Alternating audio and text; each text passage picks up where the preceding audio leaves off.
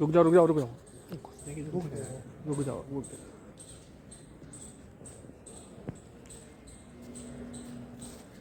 और मंगवा लो भैया, सर के हाथ में भी आ जाएंगे।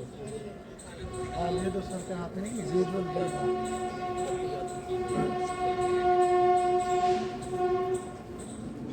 पढ़ाई लिखाई शुरू की तो इग्नू से डिप्लोमा किए। तो उसके बाद में थोड़ा घना मैं सीख गया, मैं बाहर से पढ़ा हुआ नहीं था।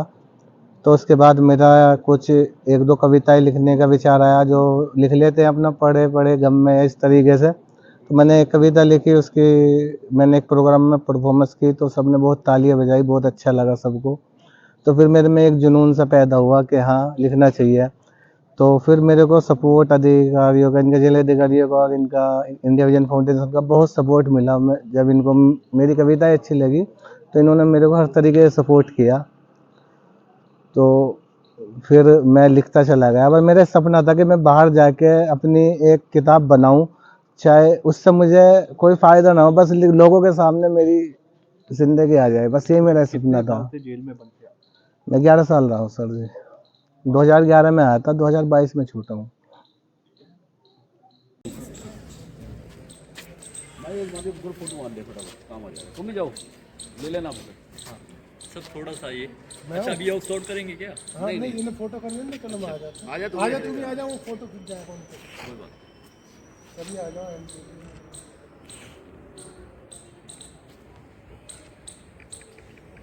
Thank you so much.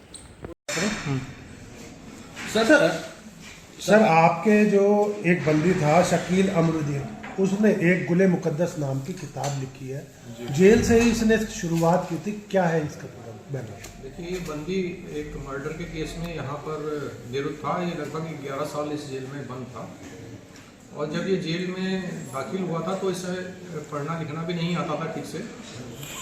इसको यहाँ पढ़ना लिखना सिखाया गया जेल में और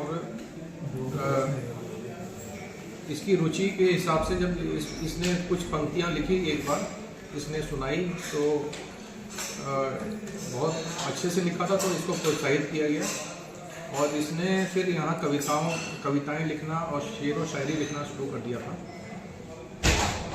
इसका हुनर पहचानते हुए हम लोगों ने और इंडिया विजन फाउंडेशन जो संस्था यहाँ काम कर रही है, उनके सहयोग से इसको हमने प्रोत्साहित किया और इसको सारी सुविधाएं क्या कहते हैं उपलब्ध कराई लिखने पढ़ने की।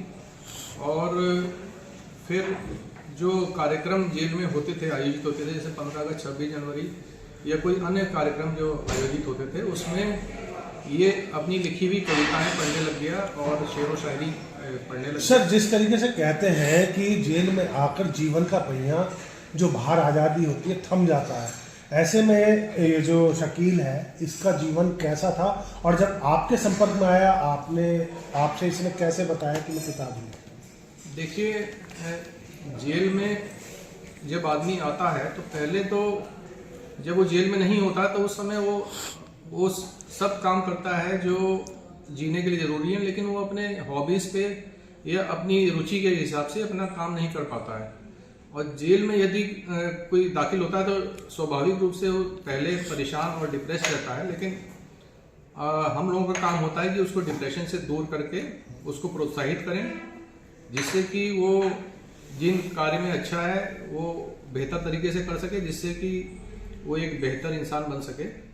तो इसी प्रकार से इसको भी हमने प्रोत्साहित किया और इसकी रुचि के हिसाब से जब हमने देखा कि विभिन्न कार्यक्रमों में अच्छे से बोल सकता है, लिख सकता है, तो हमने इसको प्रोत्साहित किया। और कारागार एक ऐसा स्थान होता है जहाँ पे उस पर पर्याप्त, हर व्यक्ति पे पर्याप्त समय होता है अंदर, क्योंकि वो दुनियादारी से दूर एक चार दीवारी के अंदर है।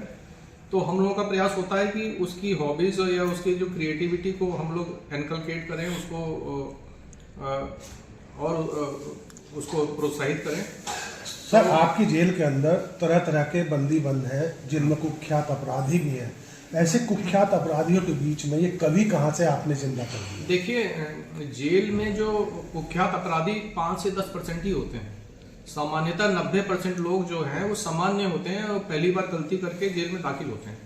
तो हम लोगों का प्रयास उन 90% लोगों पे ज़्यादा फोकस्ड होता है कि उनके सुधरने की, क्योंकि गुंजाइश ज़्यादा अच्छी होती है। तो हम लोग ये प्रयास करते हैं कि हैबिचुअल क्रिमिनल्स को अलग तरीके से डील करें और जो 90% जो सामान्य बंदी है उनको हम अलग तरीके से डील करें, जिससे कि उनका आउटपुट हमको ज़्यादा अच्छा मिल सके। तो कितने समय जेल में रहा ये, कितनी पढ़ाई लिखाई की और परिवार का बैकग्राउंड क्या है सर इसका? ये लगभग 11 साल इस जेल में निरुद्ध रहा है और ये 11 साल के बाद छूटा और इसका कोई बैकग्राउंड बहुत अच्छा नहीं था। ये गरीब परिवार से था और जैसा कि इसका कथन है कि इसने वो अपराध नहीं किया था और जिन्होंने किया था वो लोग जल्दी छूट गए थे। ये 11 साल इसने बिताया जेल में और इसको पढ़ना लिखना भी ठीक से नहीं आता था जब आया था।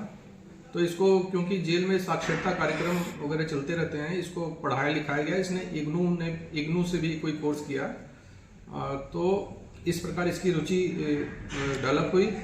जब ये लिखने लग गया तो इसको शाबाशी मिलने लगी, तो इसका हौसला और बुलंद हुआ और ये आज इसकी ख्वाहिश थी कि ये जब जेल से छूटे तो यहाँ जो उसने रचनाएं लिखी हैं इसको पब्लिश कराया और ये पिछले साल छूटा है और इसने ये एक जो पुस्तक आपके सामने दिख रही है, गुल्ले मुकद्दस, ये इसका क्या कहते हैं, इसको छपवाया गया और आज इसका विमोचन किया गया। सर किस मामले में सजा काट रहे थे? ये 302, 307 आईपीसी में जेल में निरुद्ध था।